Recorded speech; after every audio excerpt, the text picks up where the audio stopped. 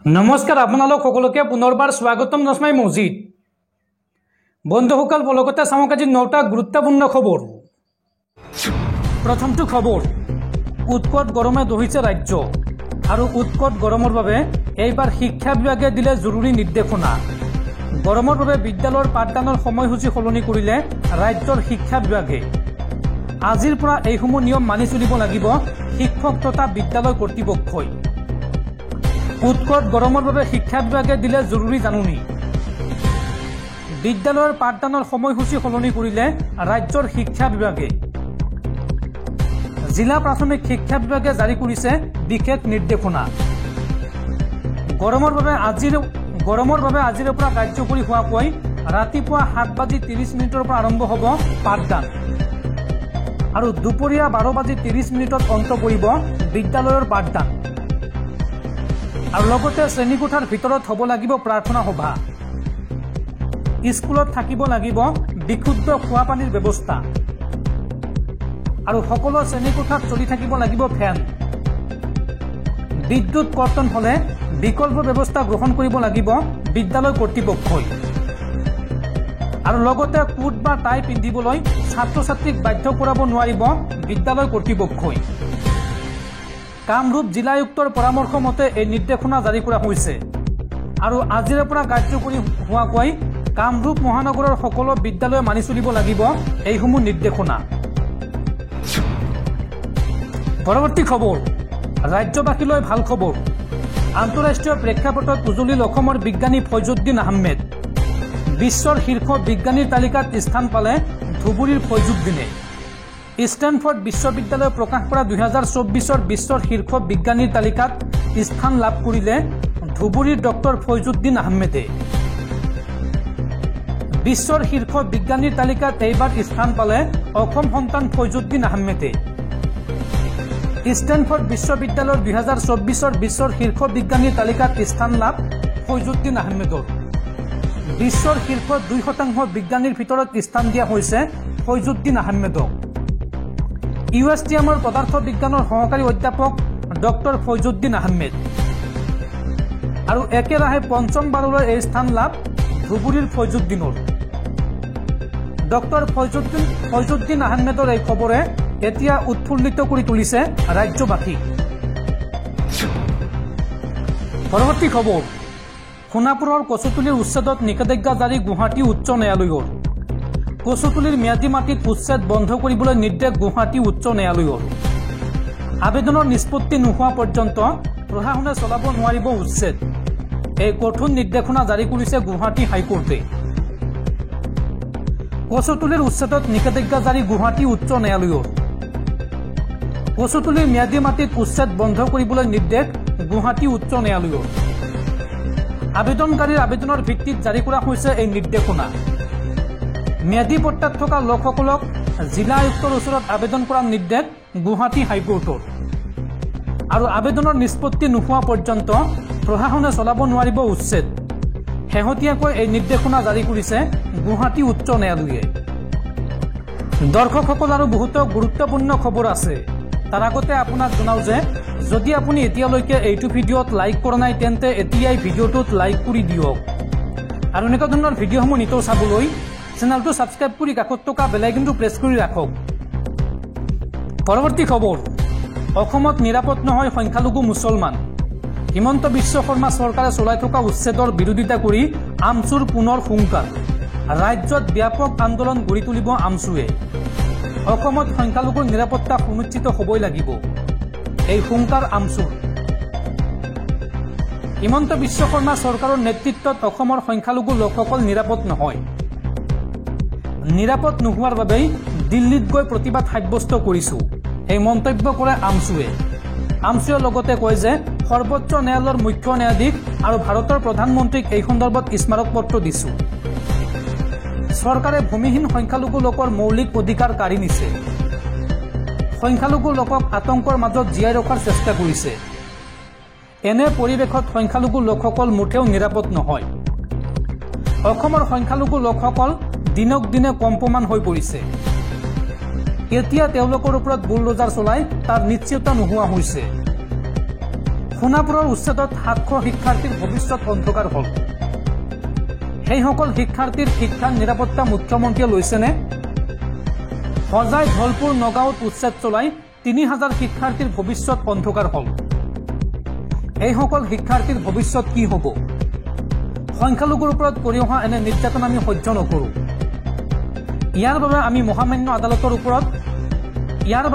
মহামান্য আদালতৰ ওচৰত আৰ্জি দিছোঁ। ন্যায় নোপোৱা পৰ্যন্ত এই প্ৰতিবাদ অব্যাহত থাকিব। মুখ্যমন্ত্ৰীক প্ৰত্যাহ্বান জনাই পুনৰ এই হুংকাৰ দিলে আমছুৰ সভাপতি ৰেজাউল কৰিম চৰকাৰে। পৰৱৰ্তী খবৰ, সাৱধান ৰাজ্যবাসী। আগন্তুক 3 দিনলৈ উৎকট গৰমে দহিব ৰাজ্যবাসী। স্বাভাৱিকতকৈ বৃদ্ধি হ'ব 5 ডিগ্ৰী চেলছিয়াছ। প্ৰচণ্ড গৰমৰ মাজতে ৰাজ্যবাসীক এই সতৰ্কবাণী শুনাইছে বতৰ বিজ্ঞান কেন্দ্ৰই। অনাগত 3টা দিনত উৎকট গৰমে দহিব ৰাজ্যবাসীক। স্বাভাৱিকতকৈ বৃদ্ধি হ'ব 5 ডিগ্ৰী চেলছিয়াছ। ঠাই বিশেষে গৰমে ল'ব ভয়ংকৰ ৰূপ। আৰু আজি উৎকট গৰমে দহিছে ৰাজ্যবাসীক। 40 ডিগ্ৰী তাপমাত্ৰাই দহিছে জনতাক। ছেপ্টেম্বৰ মাহতো জুন জুলাই মাহৰ দৰে উৎকট গৰম। পুৱাৰ পৰাই প্ৰখৰ ৰদ আৰু গৰমে দহিছে ৰাজ্যৰ ভিন্ন প্ৰান্ত।